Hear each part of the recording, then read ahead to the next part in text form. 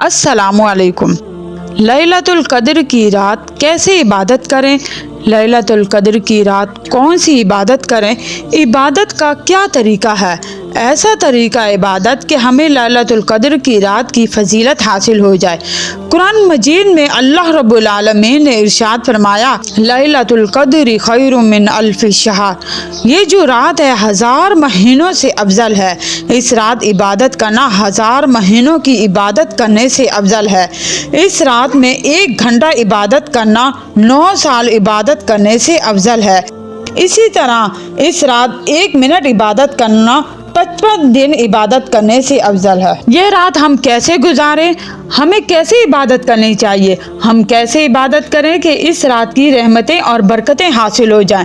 देखें, मैं आपको बहुत आसान तरीका बताती हूँ। तरावी पढ़ने के बाद सुबह सहरी तक तकरीबन 8 घंटे बचते हैं। इन 8 घंटों को आप 4 हिस्सों में तकसीम कर दें।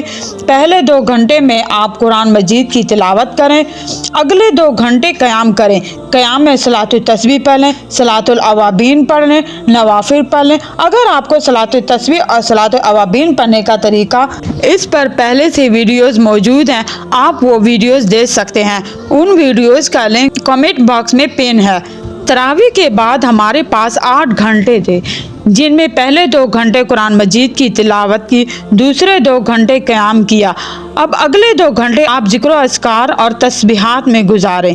आखिरी 2 घंटे इसमें आप तौबा इस्तग़फ़ार करें, अल्लाह पाक से अपने गुनाहों की माफ़ी मांगे। अल्लाह पाक आपको इस रात की बरकतें और फजीलतें अता फरमाए। मुझे अपनी ख़ास दुआओं में याद रखिएगा। अगर वीडियो पसंद आए तो आगे ज़रूर शेयर कीजिएगा।